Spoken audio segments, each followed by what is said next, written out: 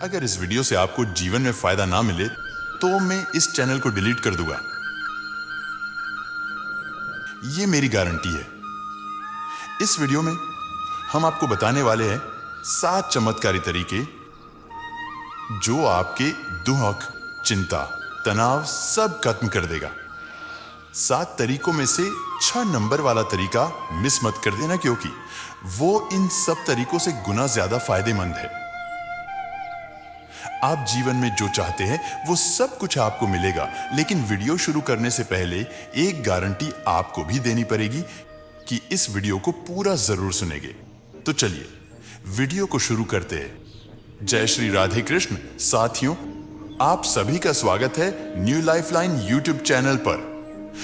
भगवान श्री कृष्ण भगवत गीता में कहते हैं, मन खराब हो तब भी मनुष्य को खराब शब्द नहीं बोलना चाहिए, क्योंकि मन तो चंचल होता है, बदलता रहता है।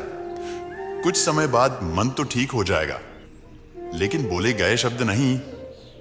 इसलिए जब भी बोले सोच समझकर बोले। अगर कोई मनुष्य अपने मन को वश में कर ले, मन पर काबू कर ले, तो उस मनुष्य को कभी दुख, दर्द, चिंता, बेचैनी या जीवन में कोई परेशानी, साथ ही जीवन में सही फैसले लेने में कोई परेशानी नहीं आती है। मन को जीतने वाला मनुष्य अपनी मंजिल को जल्दी पा लेता है। ऐसा मनुष्य अंत में मोक्ष को प्राप्त कर लेता है। सभी मनुष्य जीवन में खुश रहना चाहते हैं, लेकिन खुश रह नहीं पाते। क्यों?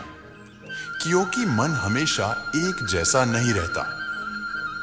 मन परिस्थितियों के अनुसार बार बार बदलता रहता है। किसी ने क्या खूब कहा है कि दुख आता है तो हम अटक जाते हैं और सुख आता है तो भटक जाते हैं। आज के वीडियो में हम सीखेंगे अपने मन को काबू में करना। तो साथियों, ये वीडियो पूरा अंत तक देखना आपके लिए बहुत जरूरी है। इसलिए इस वीडियो को हेडफोन लगाकर आराम से सुनो और समझो। इस वीडियो में बताए गए तरीके को रोजाना सोने से पहले और सुबह उठने के बाद जरूर करें। अगर आप इसे लगातार 21 दिन तक कर लेते हो तो आप अपने जीवन में चमत्कार होता हुआ देखोगे। आपके दुख, चिंता, तनाव और परेशानियां गायब हो जाएगी। मन को वश में करने के 7 तरीके हम आपको बताएंगे, जिसमें से 6 नंबर वाला तरीका सबसे जरूरी और फायदेमंद है। पहला तरीका, अपनी दिनचर्या ठीक करें। स्वस्थ शरीर में ही स्वस्थ मस्तिष्क निवास करता है। रोज कुछ समय के लिए योगाभ्यास या व्यायाम करें। कई गलत आदतें हमें घेरे हुए हैं और रोज ये आदतें हम पर हावी होती जा रही है।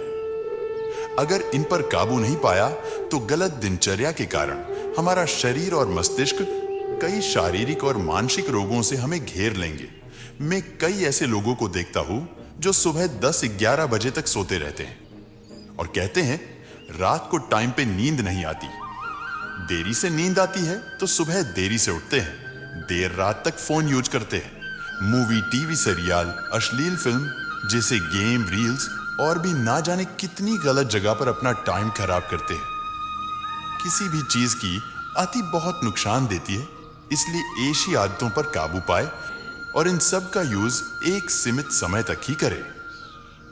प्रतिदिन सूर्य उदय से पूर्व उठे और सही समय पर नींद भी ले। संतुलित आहार ले। नशीली चीजों का सेवन कभी भूल के भी ना करें। कुछ समय अपने लिए भी निकाले। जिस काम में आपका मन लगता है उसे जरूर करें, जैसे खेलना, गाना गाना, गाना सुनना, पेंटिंग बनाना आदि। दूसरा तरीका, कम बोले, सोच समझ कर बोले। इतना मत बोलो कि लोग आपके चुप होने का इंतजार करें, बल्कि इतना बोले कि लोग आपके दोबारा बोलने का इंतजार करें। और आप जितना कम बोलोगे, लोग उतना ही ज्यादा लोग आपको सुनना चाहेंगे। ज्यादातर हमारे दुख, चिंता इसी कारण की वजह से होती है। उसने मुझे यह कह दिया, वो ऐसा कैसे बोल सकता है, उसने मुझे गाली दी, मैंने उसे ऐसा बोल दिया। किसी ने क्या खूब कहा है कि तलवार के घाव तो भर जाते हैं, लेकिन जीभ के घाव कभी नहीं भरते। इसीलिए हमेशा कम बोले, मीठा बोले। गुस्से में, दुख में हमेशा कोशिश करें कि कम से कम बोला जाए, क्योंकि गुस्से में मनुष्य के सोचने और समझने की शक्ति खत्म हो जाती है। तीसरा तरीका, नफरत को कम करें। हम अपनों के द्वारा हमारे साथ किए गए व्यवहार को भूलते नहीं। किसी के दोबारा बोले गए कड़वे शब्दों, गाली को मन में लगा लेते हैं और इन सबको याद रखते हैं, जो फिर नफरत का कारण बनता है। कोई हमें वो ही दे सकता है जो उसके पास होता है। उनके पास गाली और कड़वी बातें थीं तो वो लोग वो ही देंगे ना। जो चीज उनके पास नहीं है उनकी आशा ही क्यों रखते हो।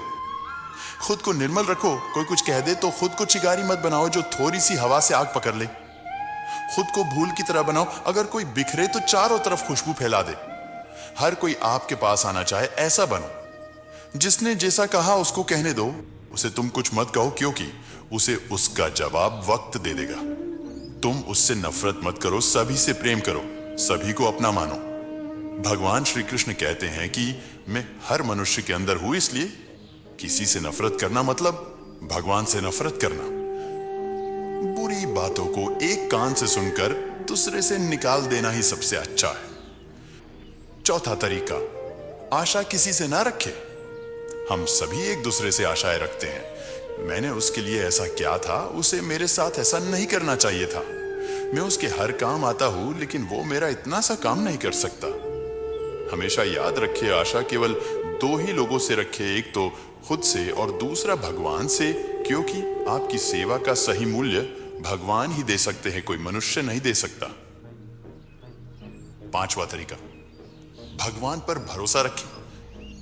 हमेशा अपने भगवान पर पूरा भरोसा रखें, क्योंकि भगवान के घर देर जरूर है लेकिन अंधेर नहीं है।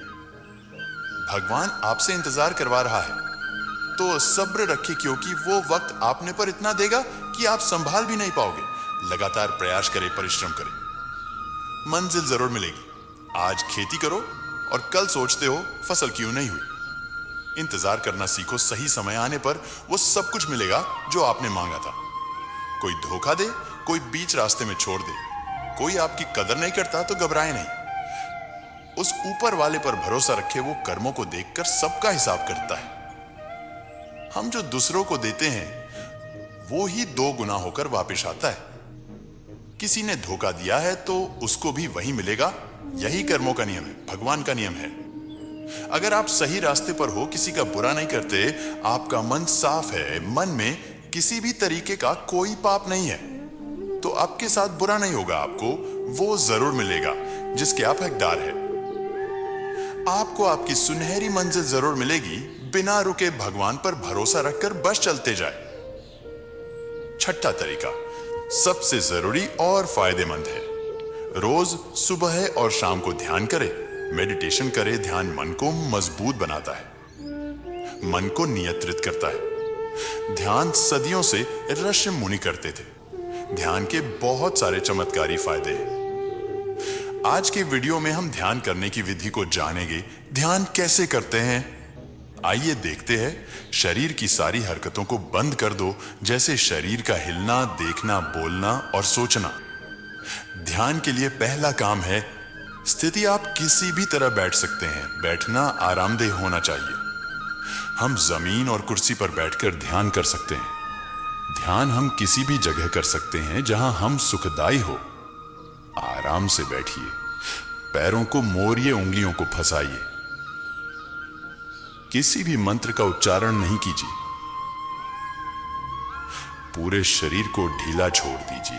ढीला, बिल्कुल ढीला। जब हम पैरों को मोड़ते हैं और अंगुलियों को फंसा लेते हैं तो शक्ति का दायरा बढ़ जाता है, स्थिरता बढ़ जाती है।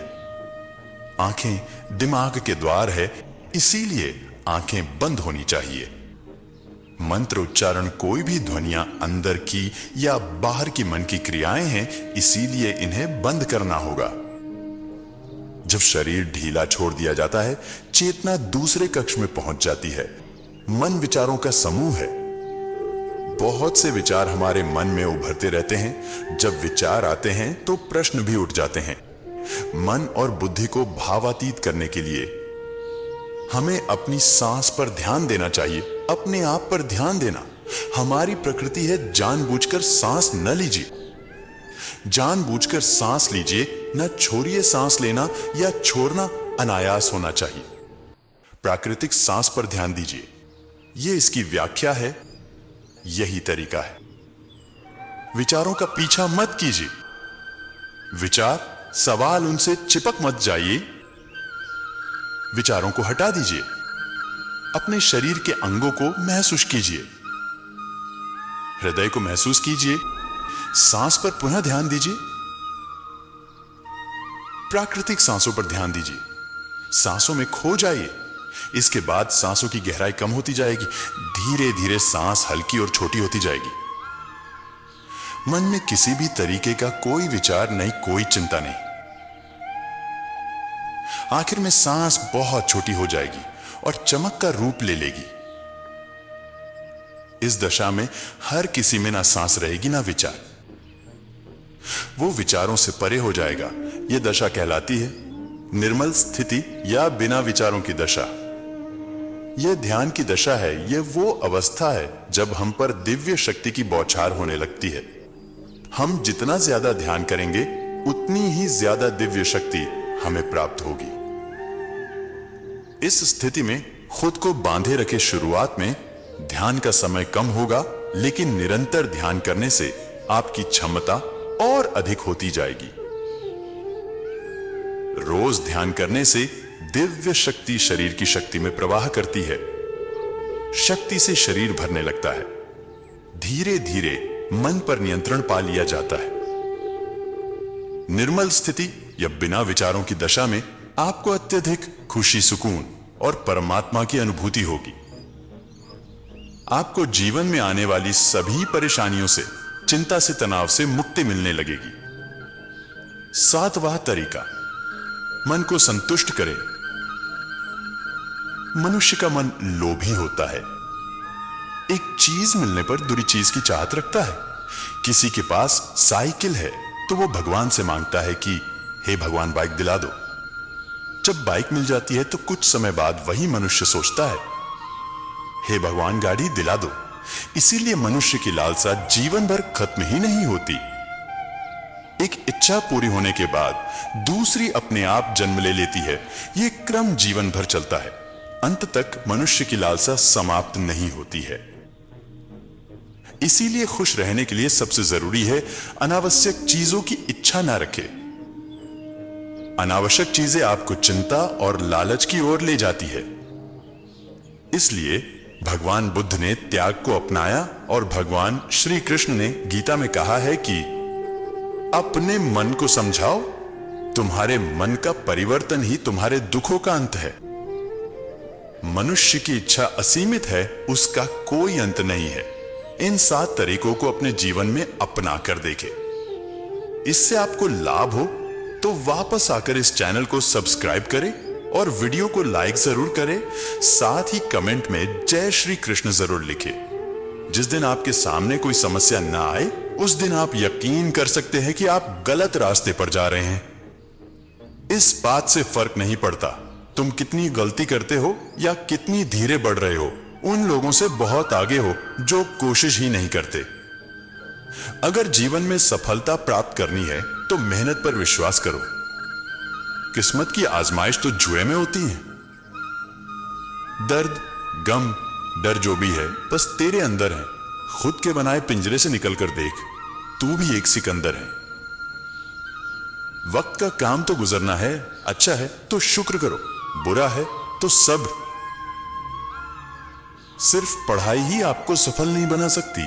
लगन, मेहनत और सही दिशा से चलने की क्षमता भी जरूरी है।